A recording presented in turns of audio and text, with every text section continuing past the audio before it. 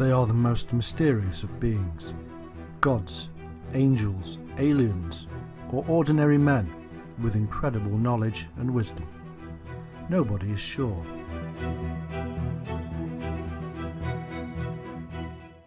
The culture of Mesopotamia is rich and complex. Historians have been slowly unravelling their secrets.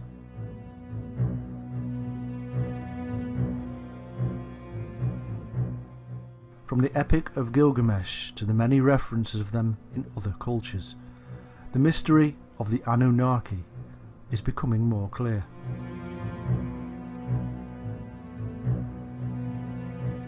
To Western eyes, their ways are strange.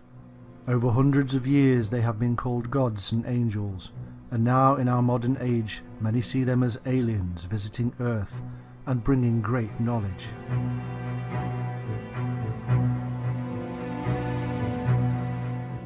The truth of their real origin and purpose is much more bizarre and amazing than anything previously believed.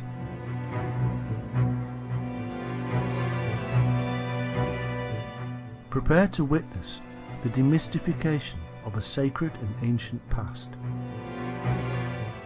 Prepare to see the Anunnaki as they really were, and in so doing we will discover the truth about so many other things.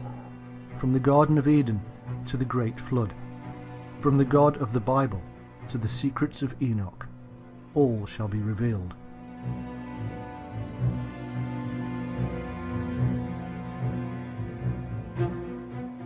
In truth, the Anunnaki are a group of ancient Mesopotamian deities. They are to be found in Sumerian, Akkadian, Babylonian and Assyrian cultures. The exact numbers, descriptions and roles all contradict each other. According to the earliest Sumerian texts, the Anunnaki were the most powerful of gods in the rich pantheon and were descended from An, the greatest of the gods.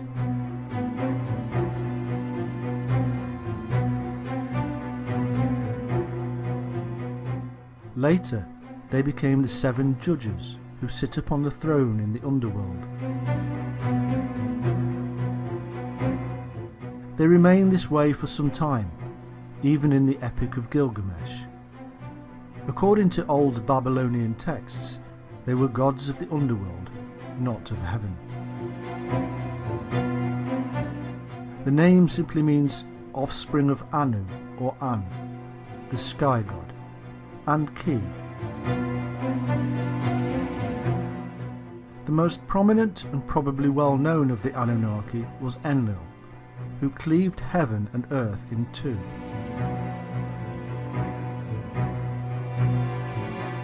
Anu decided to take the heavens and left the earth to Enlil and Ki. Ki is most likely the Sumerian version of the mother goddess, seen in cultures across the globe.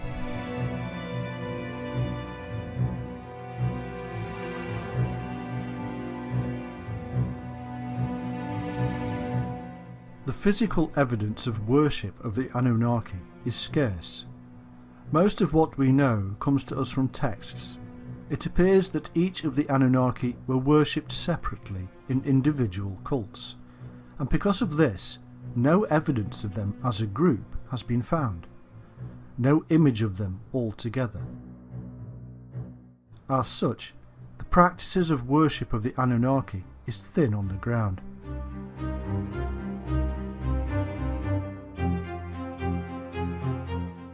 The first mention of them is to be found in the reign of Gudea of the 3rd dynasty of Ur. It is a term used to denote the most important deities of the Sumerian pantheon, the descendants of An.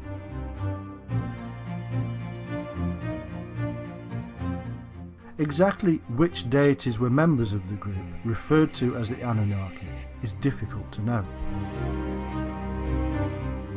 There is no complete list of them that survives.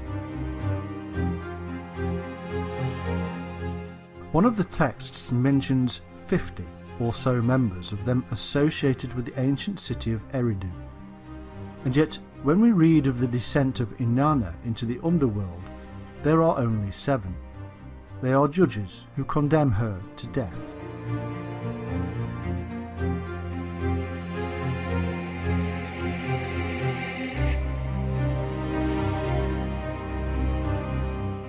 There is a group of deities known as the Igigi, and they are sometimes confused with the Anunnaki.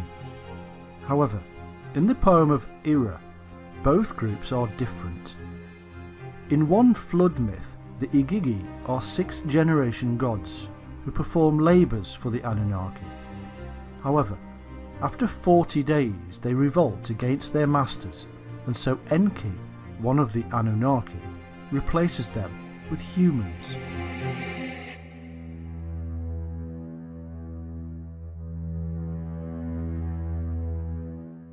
The similarities with the biblical flood and numbers are quite remarkable. It is obvious that Mesopotamian myths heavily influenced or were the origin of much of the biblical Old Testament.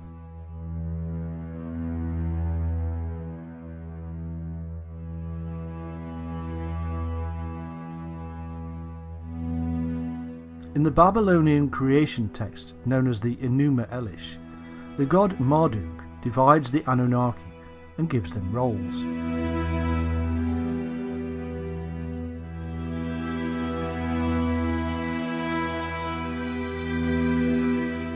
"300 in heaven and 300 on earth." As a thank you, the Anunnaki built Ereshkigal as an abode for Marduk, Enlil and Ea. When they had finished, they built themselves shrines.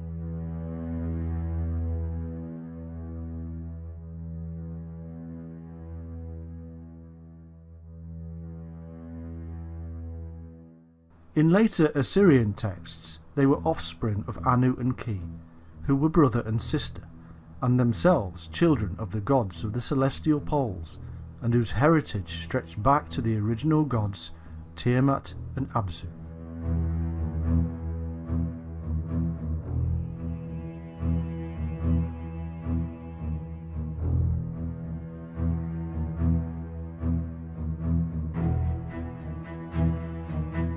Here we begin to see clues to the use of these deities as names for the bodies in the sky, the stars that shine above.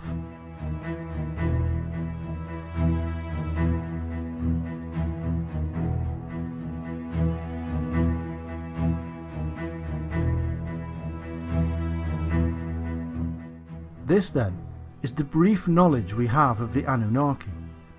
Now we must delve deeper, and to do so we must enter their world.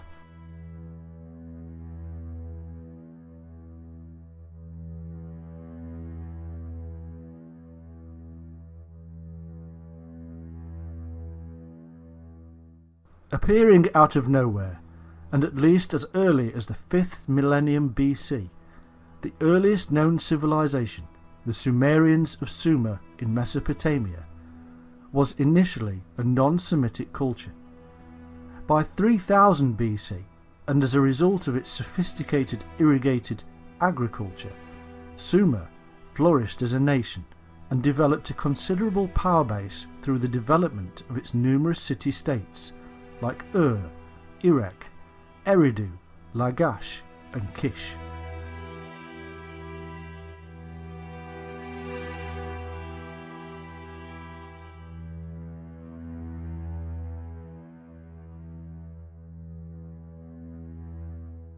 It is said that the Sumerians invented cuneiform writing and were way ahead of their time, having advanced knowledge in music, poetry, art, mathematics, astronomy and science.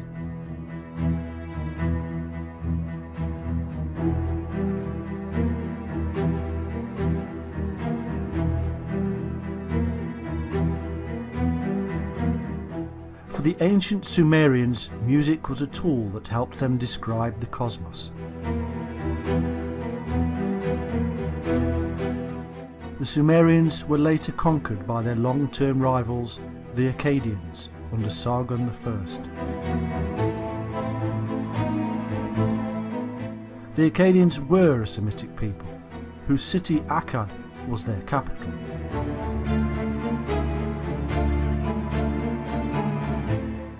After 2000 BC, Sumeria Akkad declined as a nation and was later absorbed by the expanding empires of Babylonia and Assyria.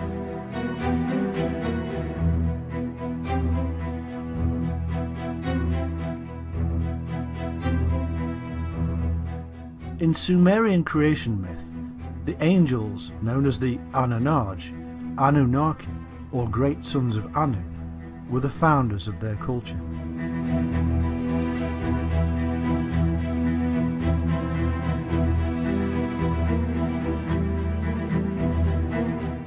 The names Angel, Anunaj and Anakim have much in common.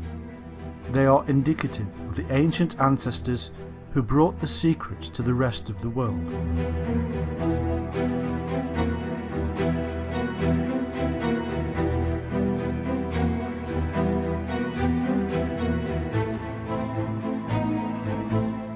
Interestingly, Anunnaki is phonetically similar to the Hebrew Anakim, the giant race who appear in the story later, and also Angakok, the shaman from Greenland to Alaska. They were known as the Shining Ones.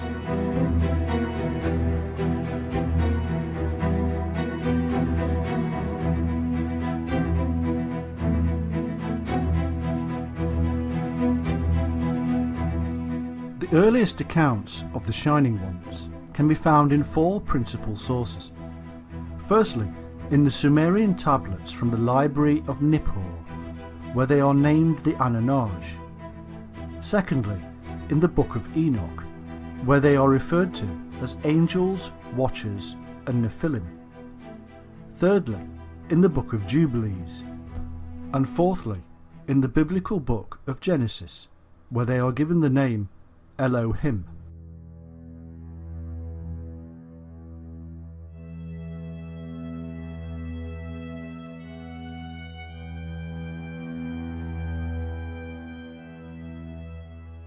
The Sumerian El is usually translated as God, but the feminine Elohim is the plural of El.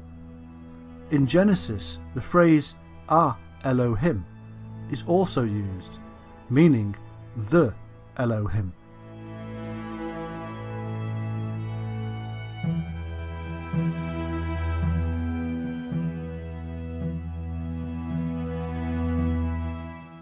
El means brightness and shining. Indeed, the Semitic word El is found in many ancient languages. For instance, the Anglo-Saxon elf means shining being, and so El needs to be translated not as God, but as the Shining One, and Ah Elohim, being plural, should read the Shining Ones.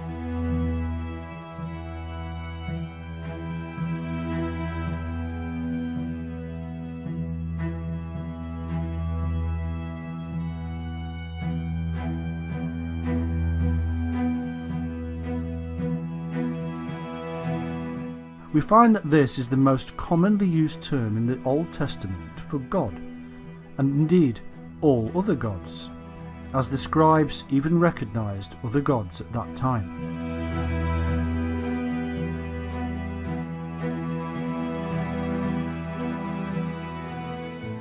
The name Sumer comes from Shumer and means literally the land of the watchers. It is none other than the ancient biblical land of Shinar, which amazingly means the place of the Shining Ones.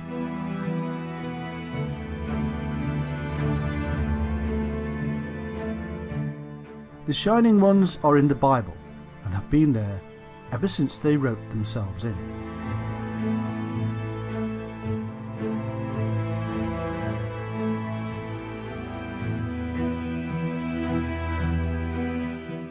Elohim is usually translated incorrectly as Lord, and if you read the Bible and replace Lord, and don't forget about the added words, with Shining Ones, you will see a remarkable difference. A reading now of how it was meant to be. We now have the shining light of knowledge spoken of in 2 Corinthians 4:6. The Lord God of the Bible is the light who gives birth to the divine spark of Christ. A pure reading of the global understanding that God was the basis for illumination, the fire, the sun, the light, and heads of those that shine from that brilliance, the source of intelligence itself.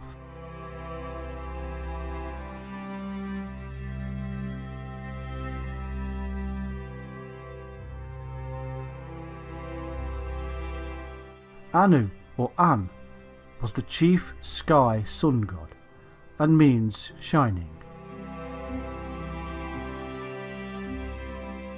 The Anunnaki therefore means sons of the Shining One, or sons of light.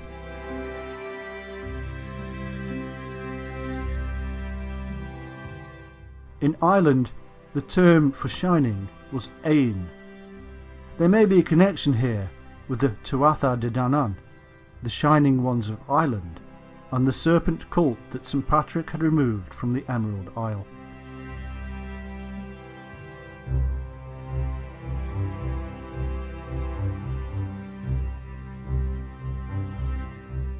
Also, there is an unusual, semi-nomadic, bear-worshipping tribe in Japan, known as the Ainu. The Ainu look Caucasian, with round heads, white skin, wavy thick hair, and grey or blue eyes.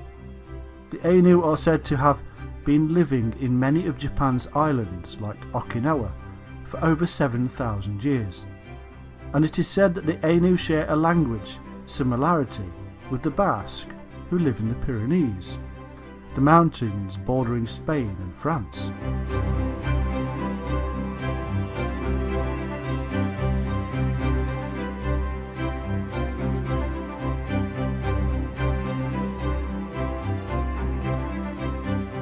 Also interesting is the fact that in these Ainu regions a number of stone circles have been found with a slender, upright stone in the centre, similar to those found in the British Isles and elsewhere.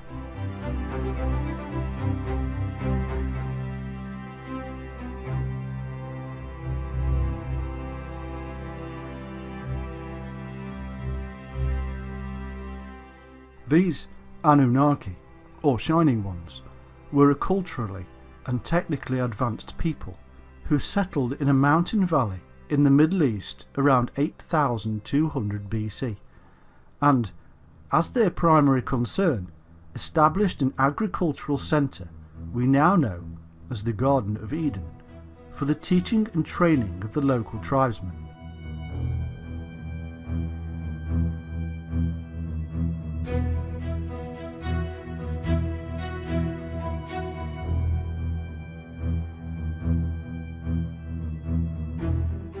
They were described as the shining countenanced lords of cultivation, elevated to gods.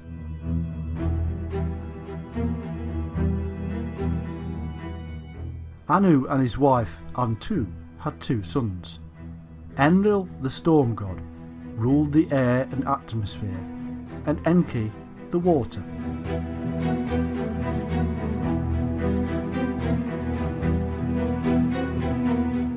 Enki is also the wise teacher known as Ea or Oannes, who led the fish beings that came from the sea, or indeed from across the sea.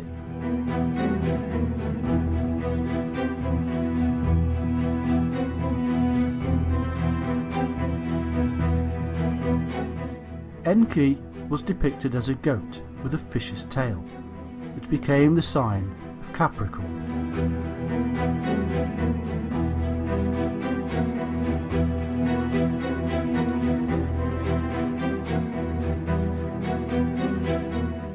Enki or Ea's consort was Ninki or Damkina, and their children were Marduk and Nanch. Enlil, also known as Bel or Baal, and whose patron city was Nippur, later ruled in Anu's name.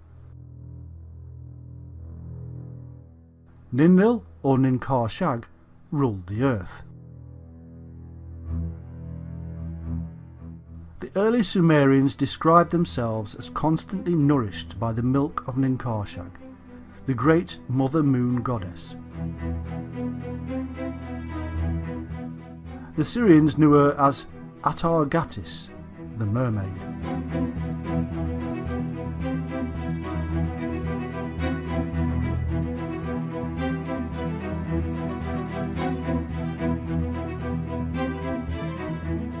The son of Enlil and Ninlil was the war god Ninurtu, also known as Nimrod, and like Horus and as Osiris, he became associated with the star constellation of Orion.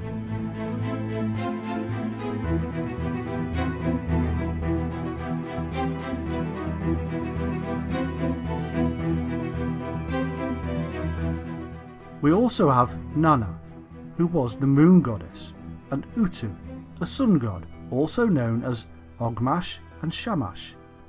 It was Shamash who later given the 29 laws to King Hammurabi.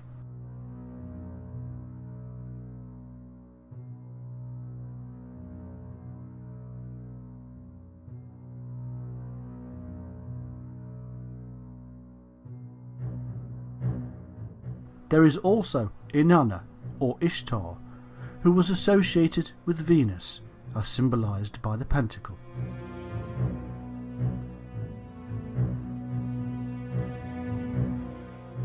The texts that we have on the Sumerian deities vary. In fact, they evolve over time, losing some of their historicity as the story develops, making it more and more difficult to see the origins.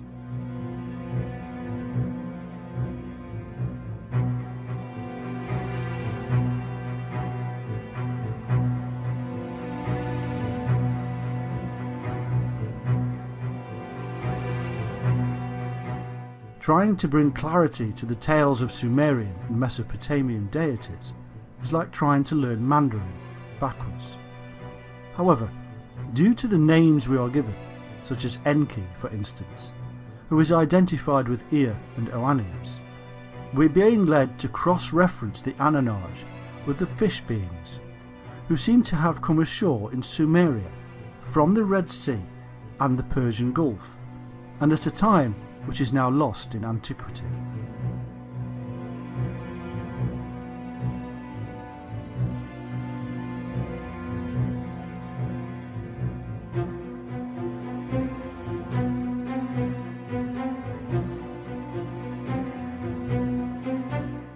Indeed, we find that both are the same people, and that the fish beings are also the Anunnaki shining ones, the gods of Sumeria, and the Elohim of the Bible.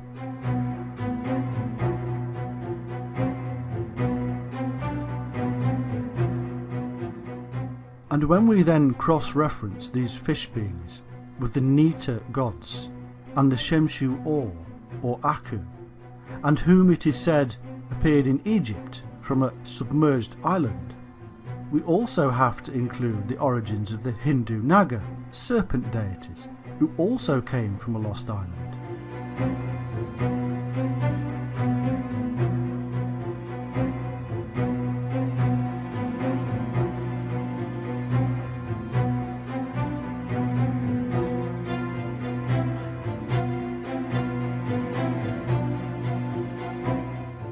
It can easily be concluded that the shining ones of Sumeria, Egypt and India were really incoming people from a lost or destroyed land.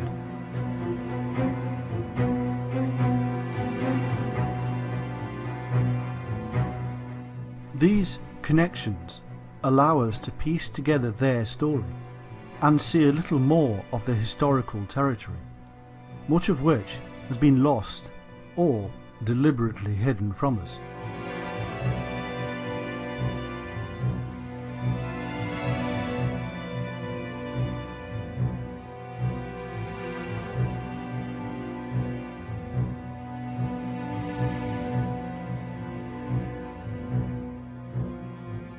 We can see then that these shining ones, who later became worshipped as the Sumerian pantheon of gods and goddesses, seem to have been a dynastic ruling family or clan, Anu, the chief authority, became the universal father god, as a pictograph from his founded city of Uruk, dated to 3000 BC, depicts.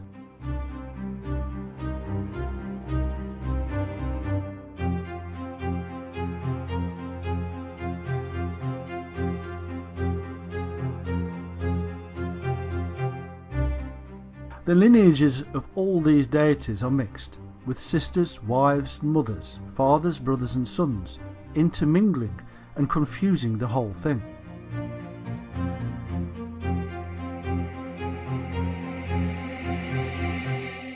Considering the many thousands of years between the composition of these texts and the actual existence of these peculiar peoples or beliefs, this is no surprise. What is clear is that certain deities do continually stand out from the crowd, namely Anu, Enlil, Enki, Ninkershag, Inanna and Utu Shamash.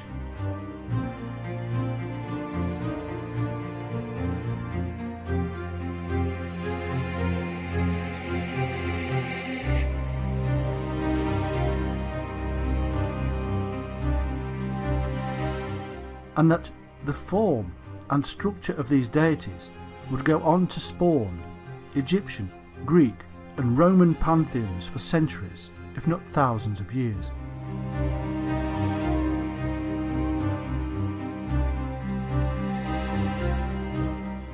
No wonder then that the Watchers, the military arm of these Shining Ones, should in later myths be doing battle with the gods of Greece, Egypt and Rome, not to mention the rest of the world.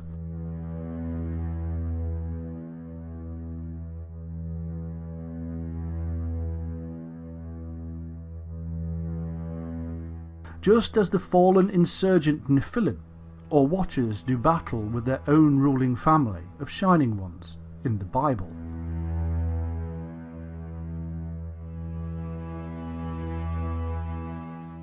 One interesting detail we should perhaps mention is that, like Osiris of ancient Egypt, Enlil was depicted as a bull, and like Set, his brother, Enki of the Abzu or Abyss, was depicted as a serpent.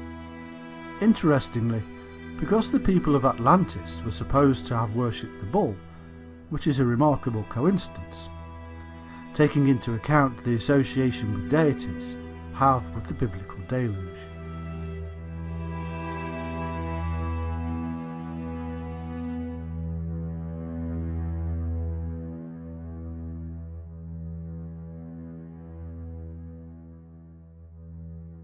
It is said that Enlil, who took over as the leader of the Shining Ones, lived for thousands of years.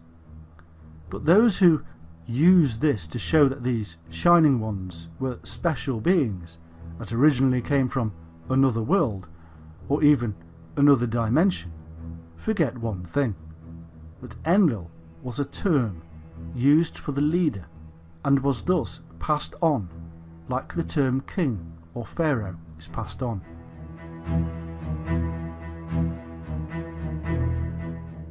It was also the title of the sun, which of course would seem to be eternal.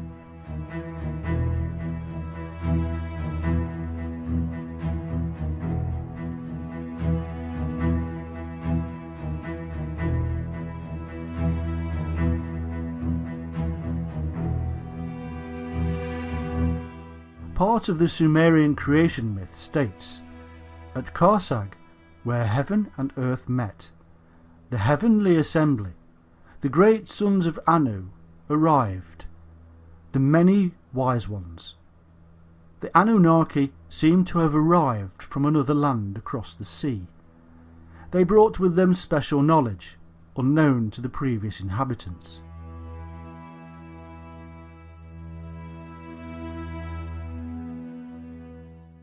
It is said, mankind learned from the Shining Ones. They set things in order.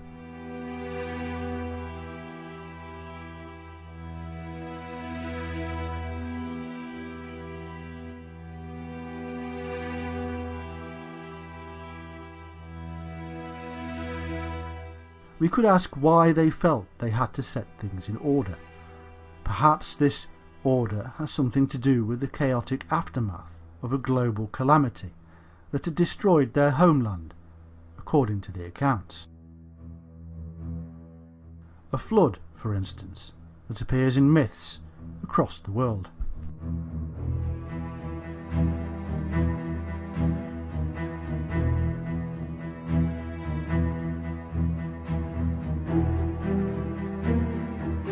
In the famous Sumerian kings list, we are told that the Anunnaki ruled in Sumeria, both before and after the deluge, and that it was after the deluge that they then set kings on the throne to govern the land and rule in their stead. However, if we are to believe the accounts given of the fish beings, we are also told that these shining ones had first come ashore from their submerged land after a similar catastrophe, an earlier one than the deluge related in the Bible and other sources.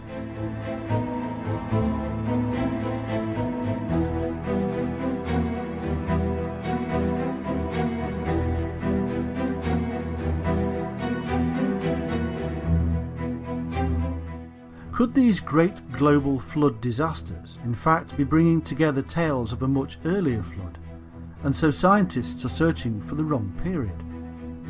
It's possible that the Shining Ones knew when these catastrophic events were going to happen and had predicted the deluge, hence Noah being warned to prepare for the event.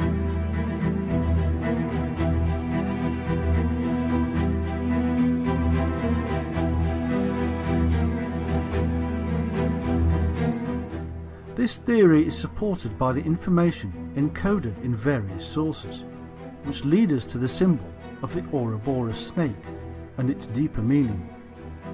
It is as if, again, these people had profound knowledge of cycles, and in particular the 25,800 year precessional cycle, which was believed to have begun with the tilting of the earth from its upright position.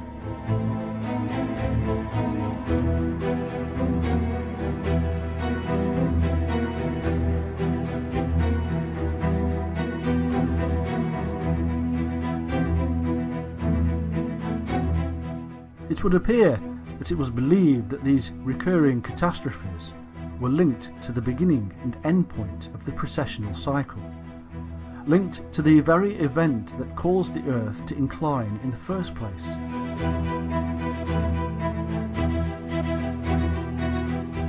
This does not necessarily prove that the Earth's axis was once upright. However, it does mean that it was believed the axis was vertical, and thus revealing an amazing knowledge of the heavens and Earth's place in it.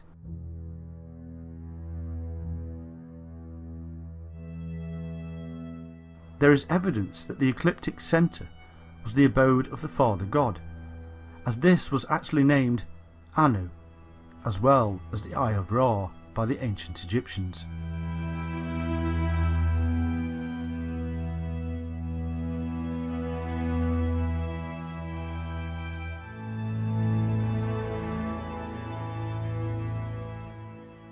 Also, the ancient astronomers of these Shining Ones must have believed that the precessional cycle was linked with the Earth's own life cycle, or reincarnation cycle, and so the Earth, being upright, would bring a more harmonious and balanced existence. No more global catastrophes, and no birth, death, rebirth cycle. In other words, the Earth, like the spiritual man who seeks to come off and out of the reincarnational cycle, and all cycles for that matter, would have been seen to be in the perfect position and the perfect spiritual condition.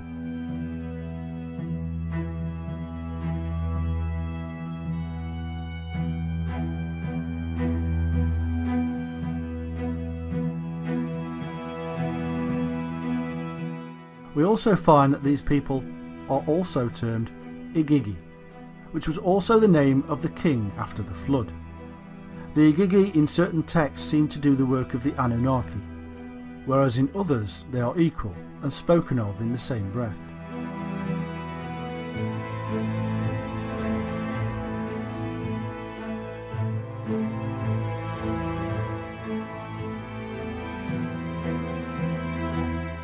In the Epic of Anzu, the Igigi are superior in the sense that the Anunnaki are of the Abzu, or the deep. This, of course, must remind us of the Hindu ideas of the Naga, serpent deities who reside in the deep, and are no less holy for it.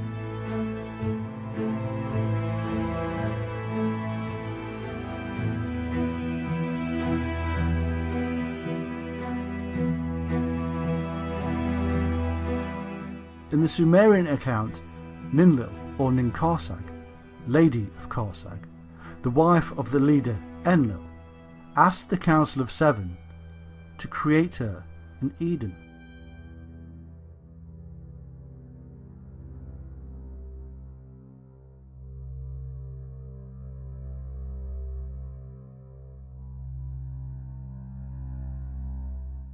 This is the very same Eden, or plateau, as in the Bible myth, and the Council of Seven is the same as the seven archangels, or messengers of the Bible, who came down from heaven, or the mountain, or cosmic sky.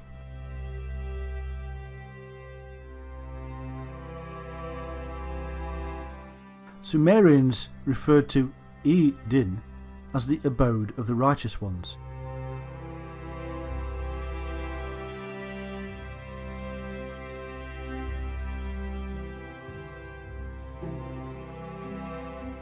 The tree of life and the tree of knowledge that stood in this Garden of Eden are the secrets of the Shining Ones. Secrets which will stay with them for thousands of years, to be told only to the highest shaman, adept, priest, avatar or prophet.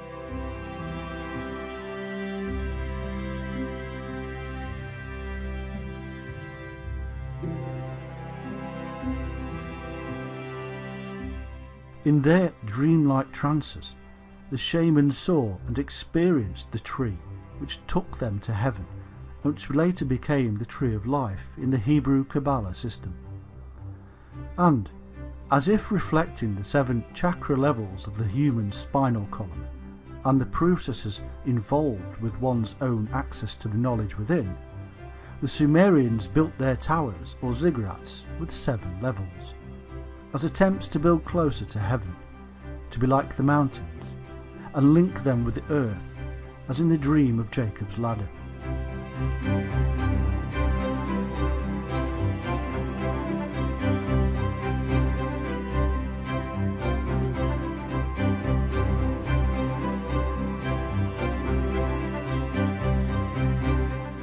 It is said that these shining deities also lived at the top of the ziggurat or pyramid, the great house.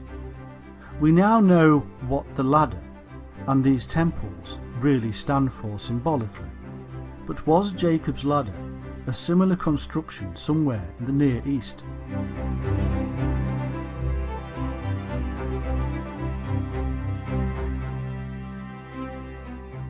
Jacob was in fact the father of the 12 tribes, and as such the father of the zodiac.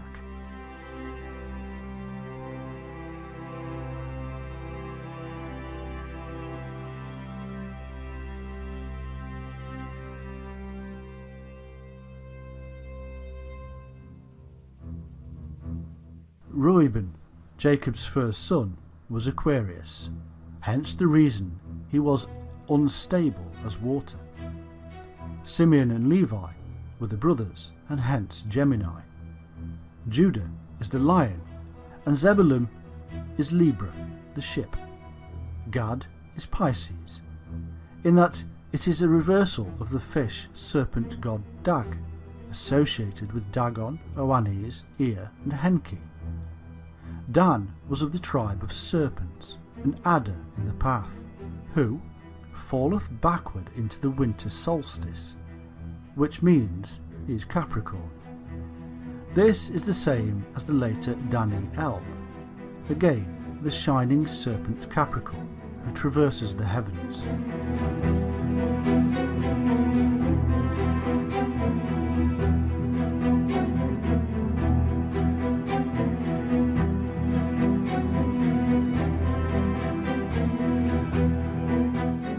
We can now see that most of these myths and stories are mere transliterations of astro-theological ideologies associated with the zodiac, and also the precessional cycle, which can be used as means to find relevant periods in history.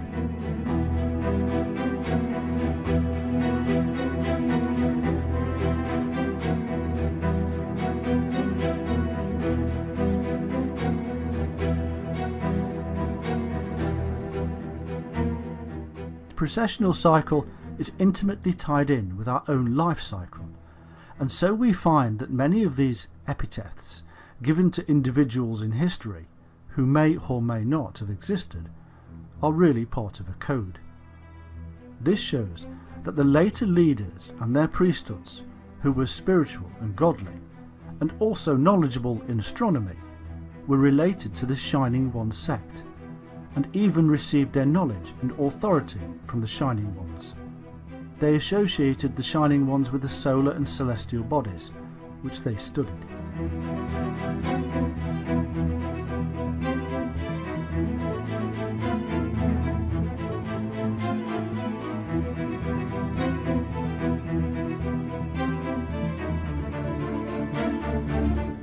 The 7 Shining Ones, or 7 sages of different cultures, later became the gods, in men, incarnated as man, only then to be reunited with the Father God after death.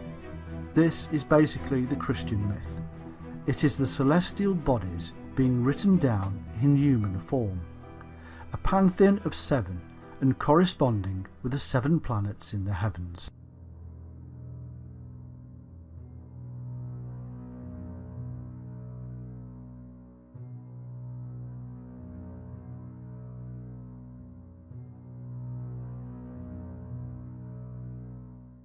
The phrase, "where heaven and earth met," is symbolic of the sacred mountains, and this gives us the clue that this could be somewhere with impressive heaven-like mountains, such as Tibet, perhaps even the ziggurats of Mesopotamia, or even the pyramids of Giza. Seeing as these temple constructions are based on the shamanic world mountain,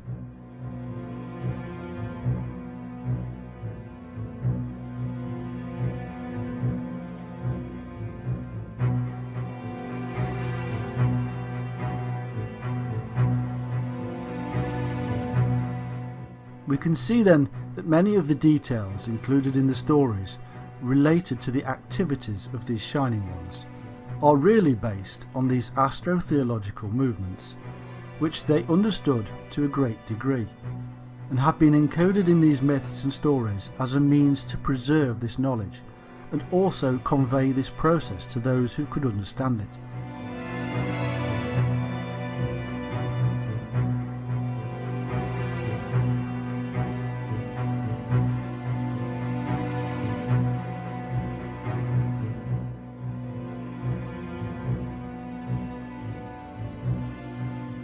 They added encoded information, which also makes these stories somewhat confusing.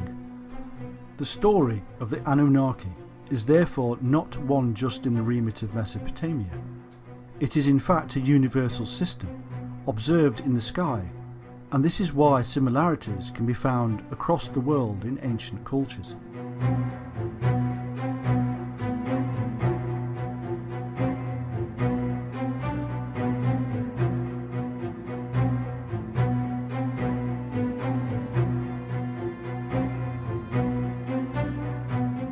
The biblical flood myth matches that found in Sumerian Epic of Gilgamesh, and ends with the Tower of Babel in Babylon, which was part of the Sumerian Empire. This shows that the secret knowledge associated with the Shining Ones ended up, and at that time, in Babylon, and then moved on from there.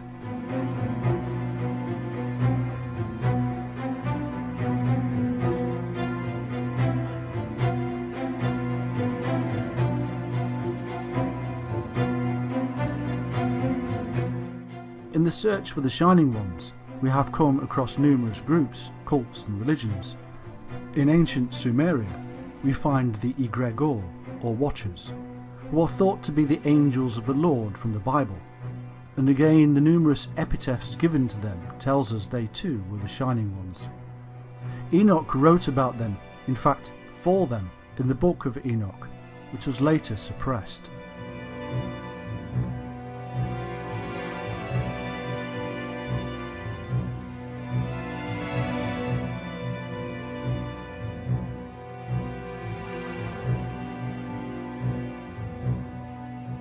In the Bible and the Book of Enoch, these Shining Ones are called angels, archangels, or cherubim.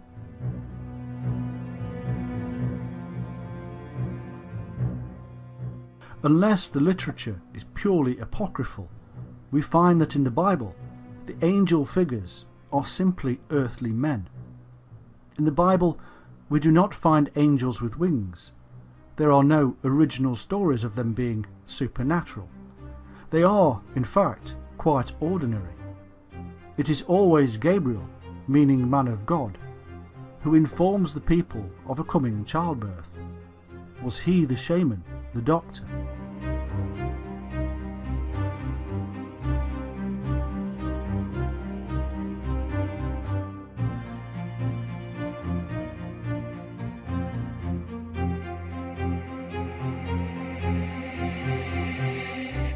Michael is the warrior and protector, accompanied by angels wielding swords.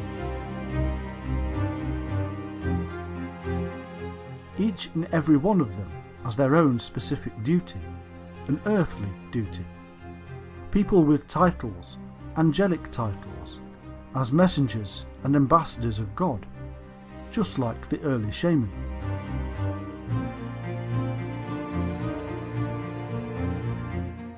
The title cherubim means exiles, and could be an indication of the origins of the angels.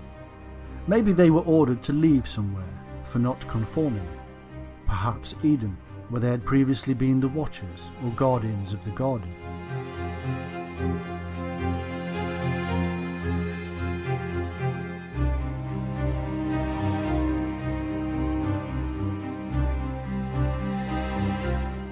In Genesis 4:16, the land of Nod is symbolic also of the people of Israel, as Nod means wandering. It is not much of an extrapolation to assume that the priesthood were also wanderers.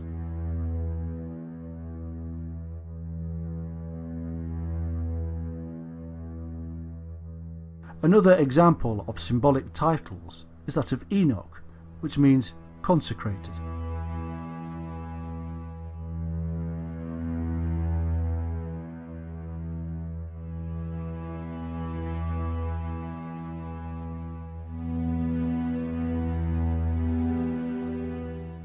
When Cain and his wife bore Enoch and built a city called Enoch, we have the people of Cain being consecrated before God.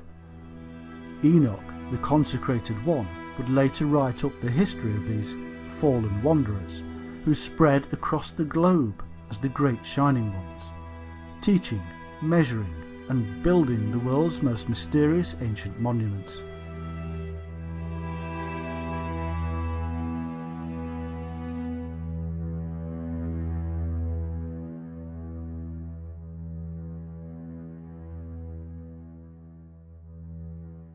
Of course, we must not forget the seraphim of Numbers 21:6 and elsewhere.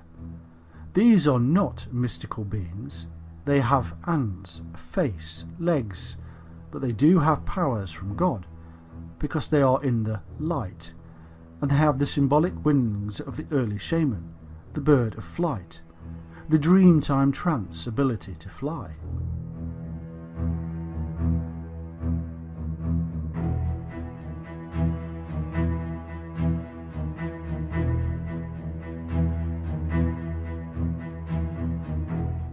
Their name means Shining Ones, or fiery serpents. They are enlightened beings via the power of the serpent.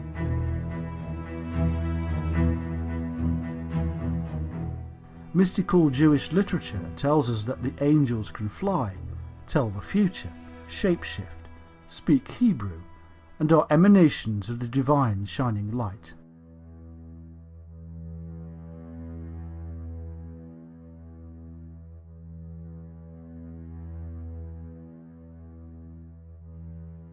In the Old Testament, God is indistinguishable from the angel or messenger, known as Yahweh. He looks the same and acts as his representative. There is no difference here from the Babylonian, Egyptian and shamanic practice.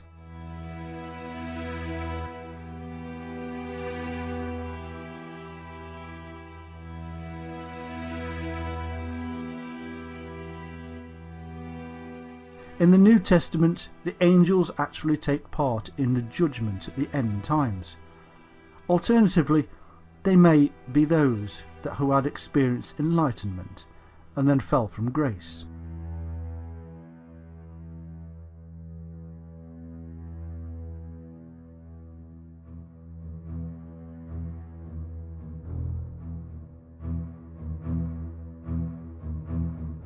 We are told that the Nephilim, or Watchers, began to mix with the indigenous people.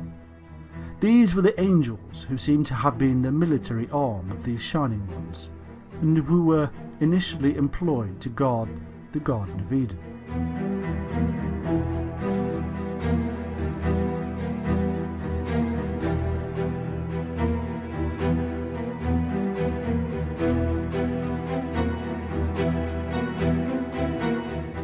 And it came to pass, when the children of men had multiplied, that in those days were born unto them beautiful and comely daughters. And the angels, the children of heaven, saw and lusted after them, and said to one another, Come, let us choose us wives from among the children of men, and beget us children.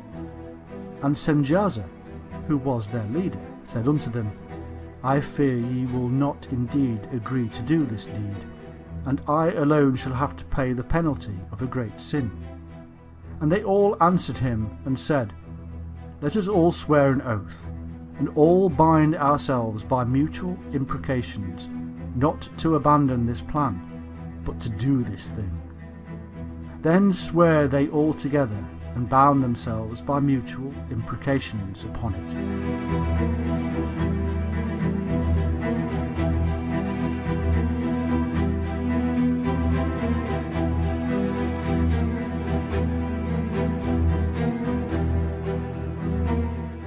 From this union, a hybrid race was produced, a race of giants, so we are told.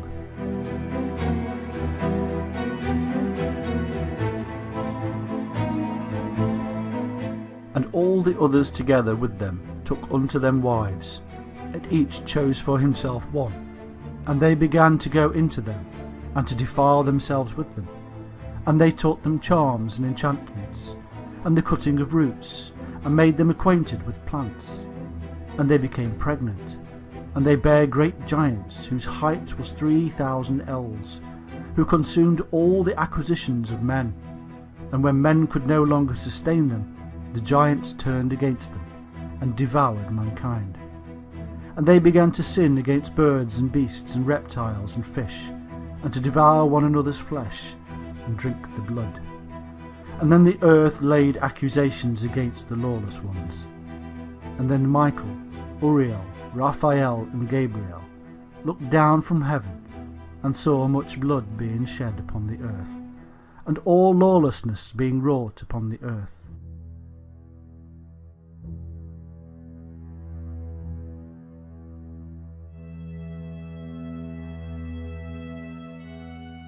These insurgents also passed on knowledge, and taught them combat and how to make weapons.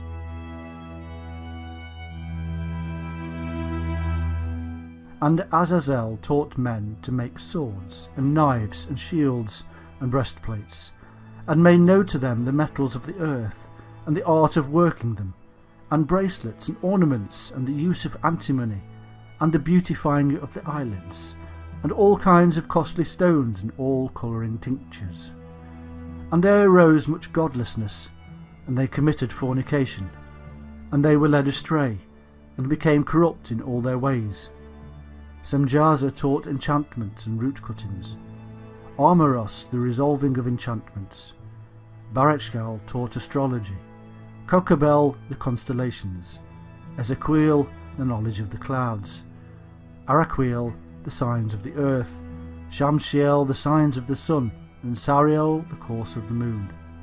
And as men perished, they cried, and their cry went up to heaven.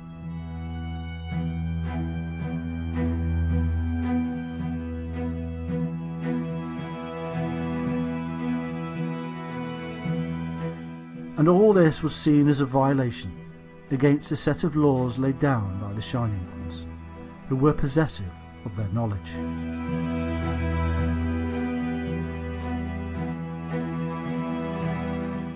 Thou seest that Azazel hath done, who hath taught all unrighteousness on earth, and revealed the eternal secrets which were preserved in heaven, which men were striving to learn.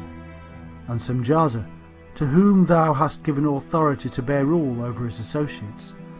And they have gone to the daughters of men upon the earth, and have slept with the women, and have defiled themselves, and revealed to them all kinds of sins.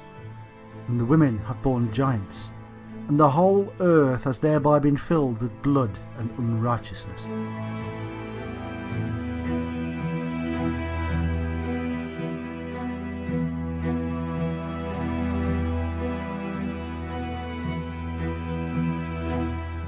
Enoch, a scribe, who was taught by the Shining Ones, was then employed as a messenger or intermediary between the Shining Ones and these fallen ones, who had decided to abandon their divinity to live amongst the tribes of man.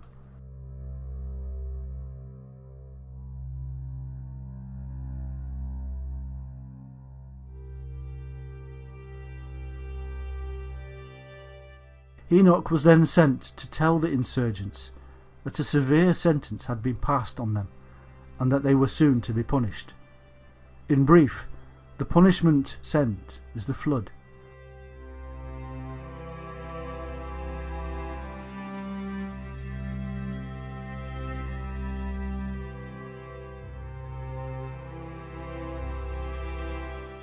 It is as if the Shining Ones wanted to wash away the sins of the earth that had been created by their own kind, the fallen ones.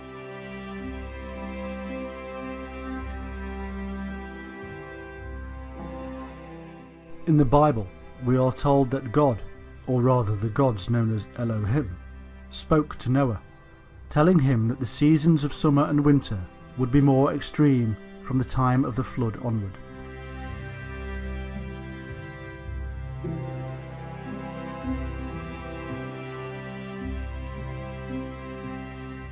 This both supports and is supported in turn by the book of Enoch, which states how, in those days Noah saw that the earth had sunk down, and that destruction was nigh. And he said, Tell me, what is transacting upon the earth? For the earth labours and is violently shaken.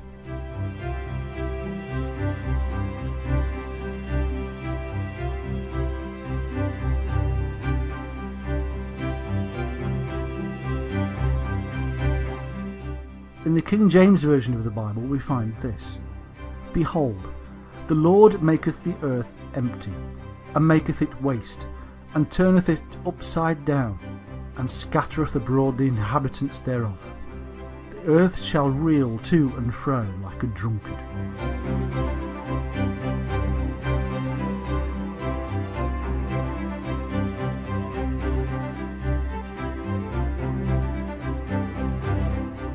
In Psalm 68:8 it is written, The earth shook, the heavens also dropped at the presence of God, and even Sinai itself was moved at the presence of God.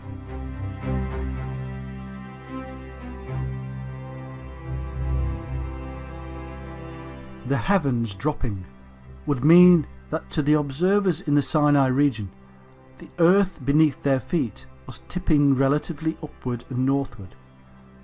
In his written book, Timaeus and Critias, Plato describes an awful catastrophe in which the earth moved forwards and backwards, and again to right and left, and upwards and downwards, wandering every way in all 6 directions. But as many scholars and researchers have now acknowledged, the God of the Bible and his angels are said to be the Sumerian Anu and his sons and entourage, the Anunnaki or Shining Ones. who are reported to have landed in Mesopotamia and there created the Garden of Eden. And so we must now draw a conclusion. When we first started out in this task of discovering the Anunnaki, we found a complex and mystifying series of tales that seemed to make little sense.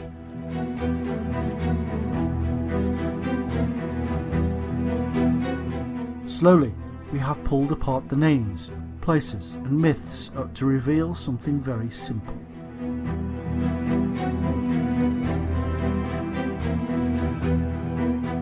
Many thousands of years ago, something catastrophic occurred, and a highly knowledgeable and wise people fled.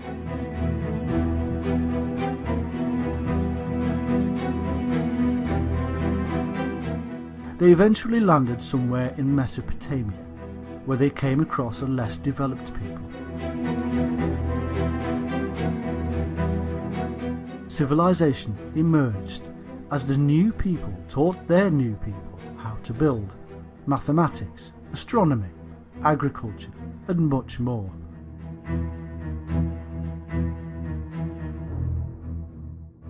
Their wisdom was so great that later generations would call them gods and angels.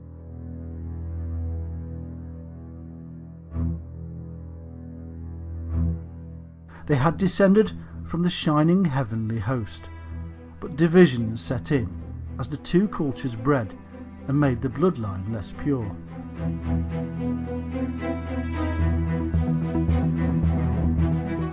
The Watchers, who had gone bad, and the Shining Ones, who were not happy.